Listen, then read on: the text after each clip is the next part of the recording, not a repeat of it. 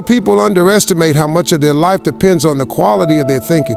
They walk around acting like their decisions, their relationships, their success, their mistakes, all of it just happens. But nothing in your life, it just happens. It all comes down to how clearly you can see what's in front of you. And that's exactly why Islam draws a hard line with drugs and alcohol. Not because it wants to control you, but because it wants you to stay in control of yourself. See, when your mind gets cloudy, your whole life starts operating on blurry mode. You ever try using your phone when the screen is cracked and covered with fingerprints? You can't even read the notifications properly. Now imagine making decisions about your future with a brain that's cracked, fogged, and chemically blurred. That's what intoxication does. It takes the sharpest tool you have and dulls it until all your choices get sloppy. People ignore the fact that the human brain is the command center for everything they value. Discipline, belief, judgment, ambition, even the ability to love with sense. And when you introduce alcohol, drugs into that system, you're not just relaxing. You're temporarily shutting down the very part of your mind responsible for long-term thinking. The prefrontal cortex, the part God literally designed for wisdom, is the first region that gets compromised. It's the part that helps you control your impulses, weigh consequences, maintain composure, and regulate your behavior. When that part goes offline, you stop being your smartest self and start being your easiest to manipulate self. That's when people say things they regret, do things they never thought they'd do, and make choices that follow them for years. And here's the psychological part nobody likes to admit.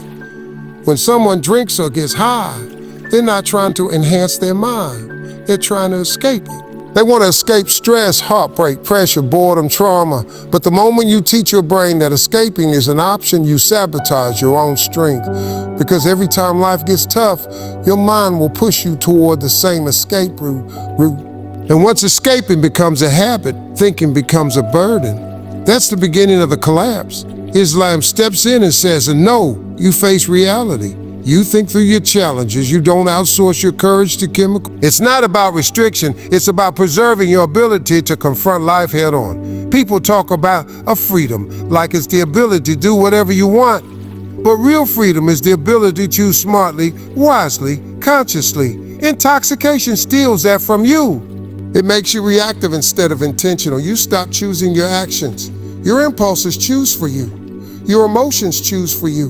The substance chooses for you. And once you lose that internal authority, it doesn't matter what else you have going for you. Talent, money, looks, opportunity. Because you're steering your life with a compromised mind. And that's why this rule in Islam is not random. It's rooted in protecting the integrity of your consciousness. When your mind is clear, your life has direction. When your mind is fogged, your life drifts. Some people don't even realize how many mistakes they made simply because their judgment was chemically distorted. One wrong message, one wrong fight, one wrong night, one stupid decision. That's all it takes to change the whole trajectory. So if there's one thing you remember from this, let it be this. Protect your clarity like your life depends on it, because it does. People love to romanticize the idea of freedom. They say it with pride. It's my life, my body, my choices. And on the surface, it sounds bold, it sounds independent, it sounds like someone who's in control. But here's the part nobody wants to unpack. Real freedom only exists when you are actually the one making the decisions. If something else is controlling your impulses, your cravings, your thoughts, and your behaviors, then that of freedom you're bragging about is nothing more than an illusion. Addiction doesn't start with chains, it starts with choices. And that's exactly why Islam cuts it at the root. Because once you step into that cycle, you run. It's a cycle you run. It's a cycle that runs you. When people start using substances, they convince themselves they're the ones in charge. They say, I can quit anytime. I'm just doing it to relax. I'm not addicted. But addiction isn't loud. It doesn't announce itself. It creeps in quietly, one repetition at a time, until the substance becomes part of your daily rhythm. And here's the psychological truth. Once a substance starts altering your dopamine system, it alters the way you feel pleasure, the way you process stress, the way you handle discomfort.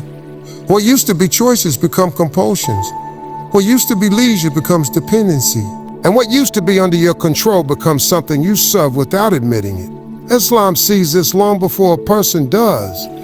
Islam isn't reacting to the moment, it's protecting the future. It says no, not because it doubts your intentions, but because it knows where the path leads. The entire principle is built on preserving autonomy, your autonomy. Because once you lose control of your cravings, you lose control of your character. You lose control of your reliability, your discipline, your reputation. You lose the trust people had in you. And slowly you lose trust in yourself. There's a deeper philosophical reality here. Freedom is not the ability to chase impulses. That's the lowest version of freedom, the kind animals live by. Real freedom is mastery over yourself. It's the ability to say no to your own urges. It's the strength to choose what benefits you, even when it's not pleasurable in the moment. Intoxication destroys that ability. It replaces inner discipline with external dependency. You no longer drink because you want to. You drink because you feel like you have to. You no longer smoke to enjoy, you smoke to function. That is not freedom. That is psychological slavery packaged as self-expression. And the tragedy is that most people don't realize they're controlled until everything around them starts slipping. Their sleep, their mood, their money, their relationships, their purpose. Addiction narrows your world. It takes a person who once had dreams, goals, structure, and turns them into someone revolving around a bottle, a pill, or smoke. It makes you predictable in the worst way. You start acting based on withdrawal, craving, and habit instead of intention, vision, and principle. Islam blocks this door to protect your potential because the moment you hand your brain to a substance, you lose the ability to steer your own life. And once you lose that, every other blessing, health, wealth, talent, faith, loses direction too. So remember this one thought and don't let it escape you. If something can control your cravings, it can control your life, so never call it freedom. You'll be surprised how many people treat their bodies like they're disposable, like they're running a rental instead of the only machine they'll ever own. They put things inside themselves that they know are harmful, and then they act shocked when their health collapses. Well, but here's the truth. Your body was never built to process poison. It was never designed to metabolize chemicals that shut down your organs, weaken your nerves, or hijack your brain. And the reason Islam bans drugs and alcohol isn't because it wants to ruin anybody's fun. It's because these substances turn the human body into a battlefield, and the body always loses. When you drink, the first organ that takes the hit is your liver. That liver is performing over 500 functions every day just to keep you alive, cleaning toxins, balancing hormones, building proteins, regulating nutrients. It's one of the most hardworking servants you have, and alcohol forces it to fight a war. It cannot win. Liver cells start dying. Inflammation starts building. Scarring begins. And the tragic part? The damage is often silent. You don't feel it until it's too late. It's like driving with your engine warning light on, ignoring it because the car still moves, and then acting surprised when the engine blows. Islam says no before the damage starts, not after. And drugs, they go straight for the brain's reward circuitry. They don't just damage the body, they rewire it. They mess with the chemistry that controls your emotions, your motivation, your memory, your ability to feel pleasure naturally. Your brain has a delicate balance, and substances disrupt that balance like a sledgehammer. People don't realize how deep that damage goes. The brain literally learns to depend on the drug to function. It stops producing dopamine properly. It stops regulating mood properly. That's not a habit. That's neurological restructuring. And once that wiring changes, your body isn't the same again. Think about the heart.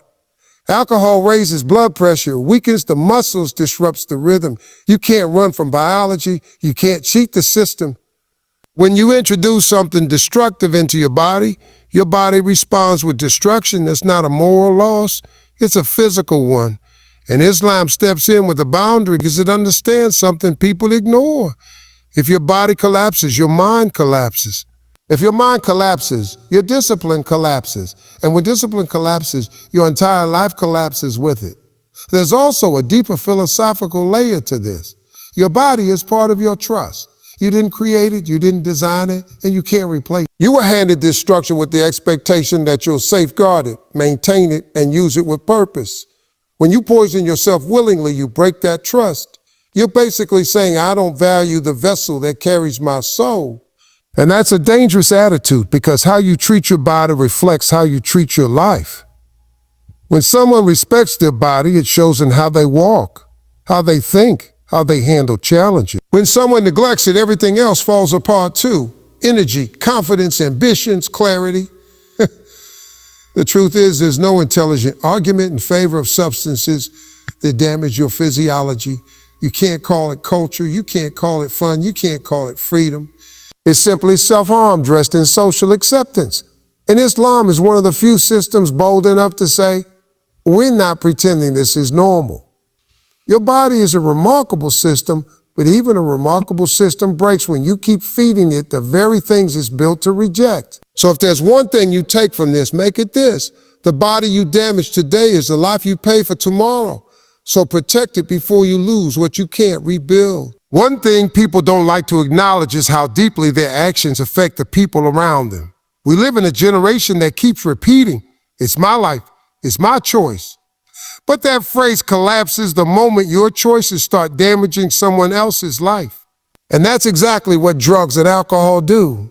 They don't just harm the user, they destabilize everything the user is connected to.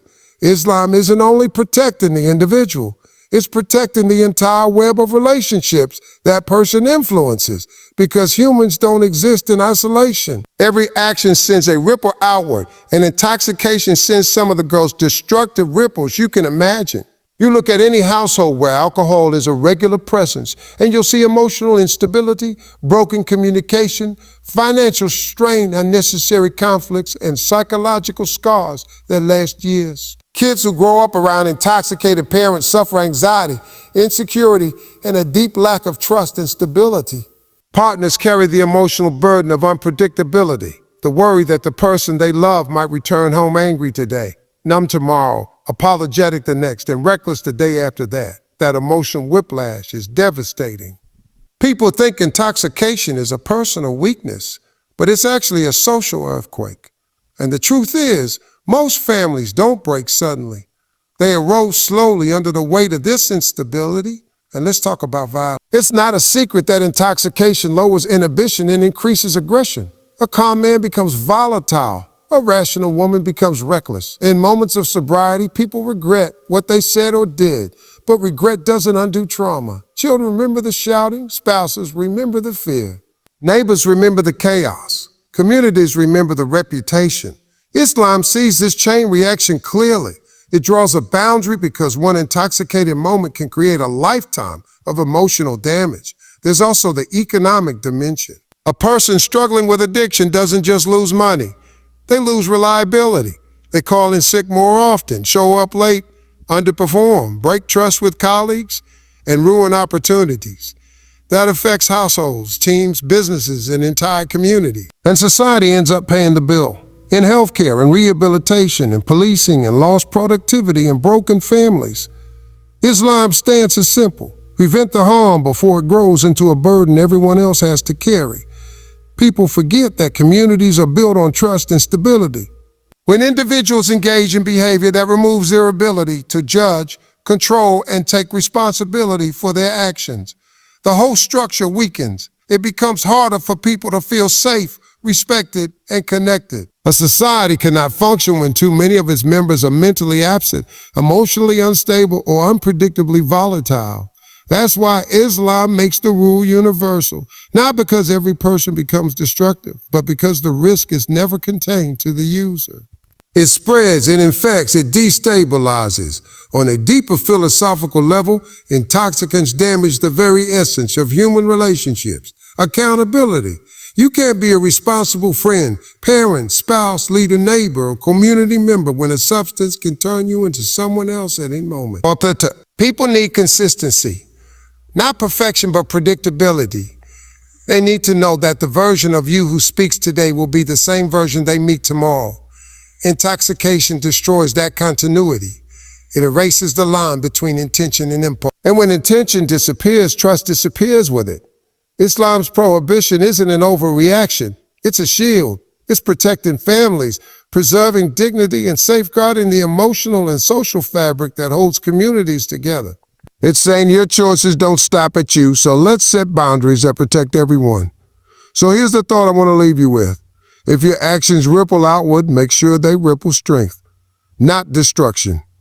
Success has never been friendly to people who are scattered, unfocused, or mentally absent. Every person you've ever admired, every achiever you've ever studied, every story of greatness you've heard, they all share one thing in common: a sharp mind and a disciplined lifestyle. Not one of them built anything meaningful while they were drunk, high, or mentally drifting. And that's where Islam's wisdom hits with precision. It understands that a person's ability to rise in life depends on their clarity, consistency, and discipline. You cannot build greatness while you're chemically dulling the very tools you need to climb. You look at people who fall into the habit of drinking or getting high, and you'll see the same pattern repeat. They don't ruin their lives in one big explosion. They lose their edge slowly. Through a series of small compromises, they start missing deadlines. They become inconsistent with their routines. They sleep at the wrong hours. They struggle to focus. Their energy drops. Their motivation drops. Their sharpness drops. And once sharpness goes, ambition becomes just a fantasy you talk about instead of a mission you execute. The tragedy is that they think these are random problems. Oh, I'm just stressed. I'm just tired.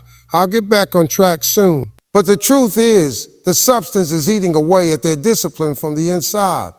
There's a psychological principle every high achiever understands. Your habits either multiply your power or drain it. And intoxicants drain it faster than almost anything else. They weaken your internal drive. They make you chase comfort instead of challenge. They turn effort into something you avoid instead of something you embrace. A person who relies on substances becomes reactive instead of proactive. They get stuck in emotional cycles instead of breaking through them. Their inner fire gets dimmer because the substance becomes their shortcut to temporary relief. And shortcuts always cost more in the long run than the journey itself. Islam isn't trying to turn you into a monk. It's trying to turn you into someone capable of staying committed to your goals. Someone who doesn't need an external chemical to feel normal or functional. Someone who can show up every single day with a clear head, a strong will, and a stable emotional state. Success requires momentum, day after day, week after week after week after week. You break that momentum every time you intoxicate your brain. That's why the most disciplined people in the world cut out anything that distorts their mental rhythm. They know the difference between good and being capable. Intoxicants might make you feel good for a moment, but they make you less capable for hours, days, sometimes years. And let's be brutally honest. People who drink or use drugs don't push themselves as hard. Their sleep quality drops. Their emotional stability drops. Their ability to handle pressure weakens. Their character gets tested at the exact moments they're least prepared. You can't be your strongest when your brain is chemically compromised. You can't be your most disciplined when your mind is fogged. You can't be your most resilient when you're relying on something external to regulate your emotions.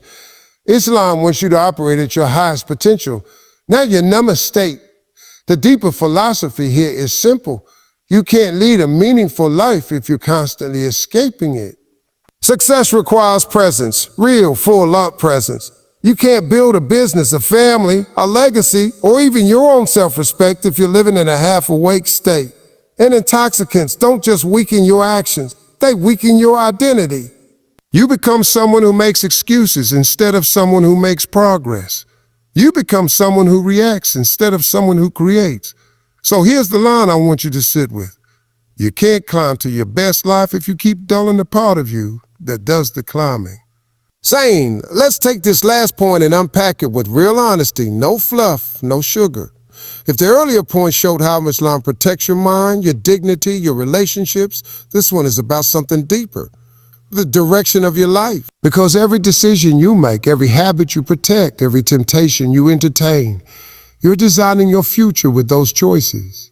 And Islam doesn't ban alcohol and drugs just to keep you safe. It bans them because they quietly sabotage the life you're trying to build, the legacy you're trying to leave, and the purpose you were created for.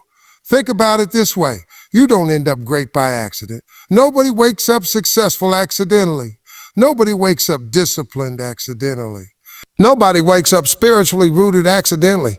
It's always built on the same foundation, self-control.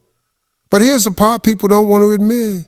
Drugs and alcohol are not just substances. They are systems designed to strip you of that control. They hijack your impulses, blur your standards, distort your accountability, and then convince you it's a just one time. And that a one time becomes a pattern. And that pattern becomes a lifestyle, and that lifestyle becomes the story you tell the world without even realizing you're telling it. Islam steps in before the damage begins and saying you're worth more than a temporary escape. You're built for something bigger than numbness. You're wired for purpose, not poisoning. But here's the raw truth. Purpose requires clarity. And clarity is the first thing intoxication destroys. You can't make sharp decisions with a foggy brain. You can't build a real future by constantly stepping out of reality. You can't lead your family, your life, or even yourself if you voluntarily give away your sense of direction for a few hours of distraction. That's why Islam pushes you to operate with intention. Every great person has intention. Athletes, thinkers, entrepreneurs, spiritual leaders, they don't wander into their mornings, they attack them. They don't drift into progress, they engineer it. And Islam is saying, design your life the same way. And you can't design anything if you're not mentally present. You can't rise if your consciousness is constantly being pulled down. You can't elevate your soul while dulling your mind. And let's be real sane. The biggest scam people fall for is believing this stuff is harmless. It helps me relax. Well, it's social. I'm not addicted. Everybody says that until the mirror starts answering honestly. Islam doesn't ban substances because they're fun. Islam bans them because fun is not the metric of a meaningful life. Stability is, vision is, purpose is. And anything that slowly steals that from you is not pleasure, it's sabotage. You want to know the wildest part? When you strip away the excuses, the psychology is simple. People numb themselves because they don't want to face their own potential. It's easier to escape than evolve. Easier to relax than reflect. Easier to drift than discipline. Islam closes the door on the temptation to become a lesser version of yourself. Not because God wants to restrict you, but because he's pushing you to rise into a version of yourself you actually respect when you're alone. And if you're honest saying you know this, every bad habit has a tax. It might feel cheap now, but it builds you later. Health, money, relationships, self-respect, spiritual direction. Islam is telling you to stop living in a way that writes a bill your future self can't pay. So when you step back and look at it clearly, the ban isn't a burden, it's a blueprint. A blueprint for a life where you're awake, where your actions have meaning because your mind isn't compromised. A life where you're not escaping your problems, you're outgrowing them. Here's the bottom line saying, you can't walk a straight path with a blurred mind. Keep your clarity, protect your direction, build a future you're not ashamed to claim.